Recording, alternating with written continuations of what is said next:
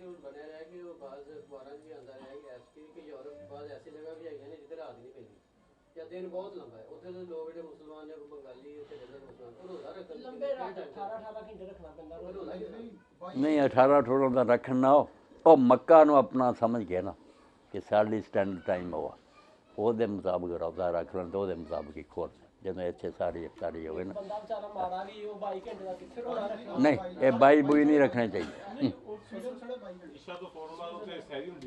ਸਹਿਰੀ ਵਕਤ ਹੀ ਨਹੀਂ ਮਿਲਦਾ ਕਈ ਜਗ੍ਹਾ ਤੇ ਬਲਕਾਰ ਵਗੈਰਾ ਇਸ਼ਾ ਦਾ ਆਉਂਦਾ ਹੀ ਨਹੀਂ ਵਕਤ ਮਗਰ ਉਹ ਉਸੇ ਵੇ ਫਜਰ ਚ ਹੋ ਜਾਂਦਾ ਸਾਹਿਬ ਮੇਰਾ ਸਵਾਲ ਕਰਾਂ ਨਾ ਉਹ ਕੋਈ ਸਮਝੇ ਨਹੀਂ ਜਿਹੜੀ ਮੈਂ ਗੱਲ ਕਹੀ ਹੈ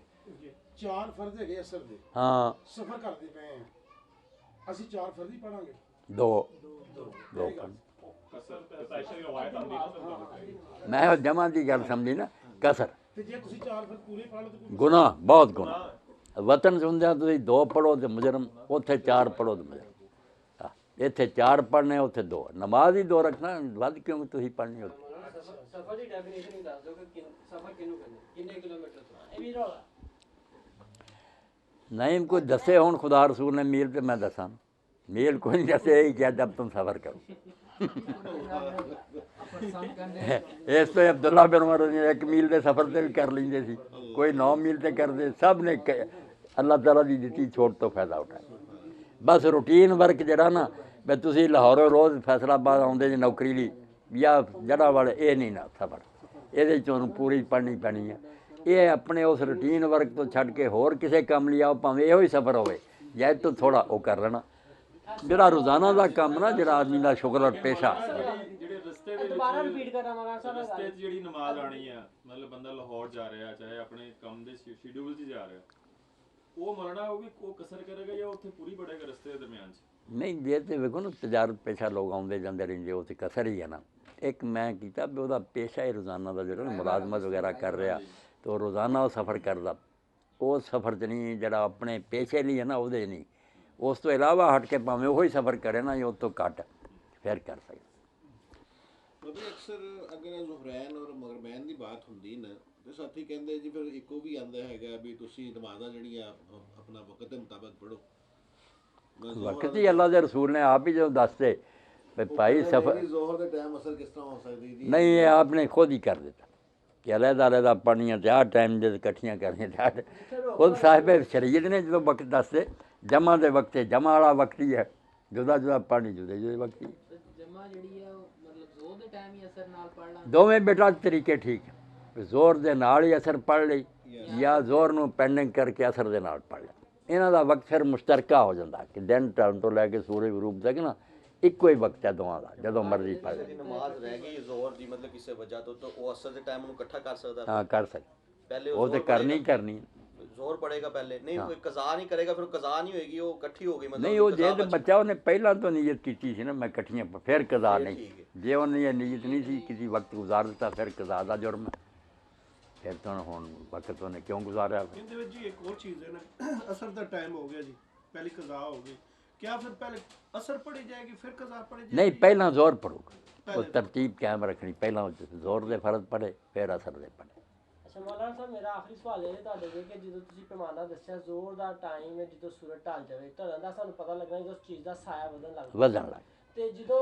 ਸਾਇਆ ਡਬਲ ਹੋ ਜਾਏ ਕਿ ਸਿੰਗਲ ਉਹ ਚੀਜ਼ ਜਿੰਨਾ ਹੋ ਜਾਏ ਉਦੋਂ ਅਸਰ ਦਾ ਸ਼ੁਰੂ ਟਾਈਮ ਹੋ ਜਾਂਦਾ ਕਿਉਂਕਿ ਟਾਈਮਿੰਗ ਤੇ ਅੱਗੇ ਪਿੱਛੇ ਸਾਇਆ ਨਹੀਂ ਅਸੀਂ ਪੈਮਾਨਾ ਬਣਾ ਲੈਣਾ ਸਾਇਆ ਦਾ ਵੇਖਣਾ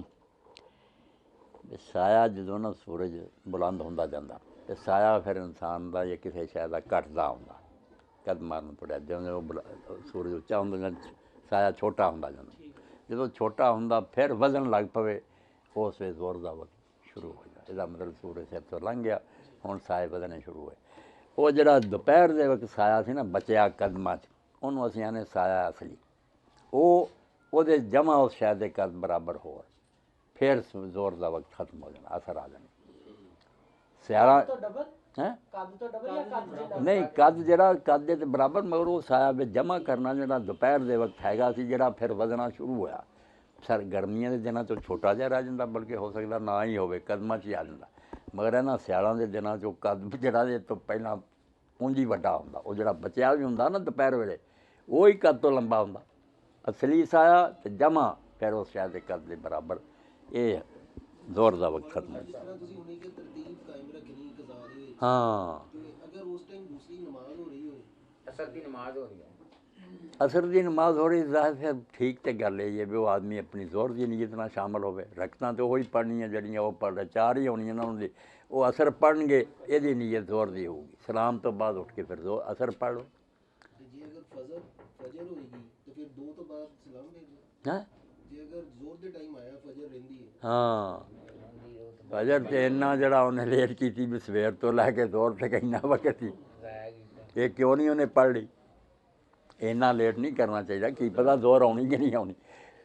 ਅਗਰ ਸੂਰਜ ਨਿਕਲ ਵੀ ਗਿਆ ਤਾਂ ਫੌਰਨ ਉੱਠ ਕੇ ਨਾ, ਨਬੀ ਅਲੈਹਿ ਸਲਾਮ ਫਰਮਾਇਆ ਜਿਹੜਾ ਸੁੱਤਾ ਰਹਿ ਜਾਏ ਉਹਨੂੰ ਕੋਈ ਗੁਨਾਹ ਨਹੀਂ, ਮਗਰ ਜਦੋਂ ਜਾਗ ਆ ਜਾਏ ਹੁਣ ਨਾ ਲੇਟ ਕਰੇ, ਫੌਰਨ ਉੱਠ ਕੇ ਪੜ੍ਹ ਲਵੇ, ਫਿਰ ਉਹ ਗੁਨਾਹ ਤੋਂ ਬਚ ਜਾਵੇ।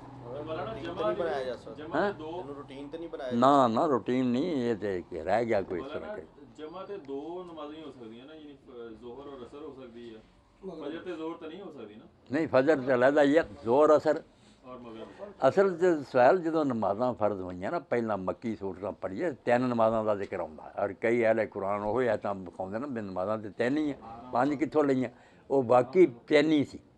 ਵੀ ਦਿਨ ਢਲਣ ਤੋਂ ਲੈ ਕੇ ਮਗਰਬ ਤੱਕ ਇੱਕੋ ਨਮਾਜ਼।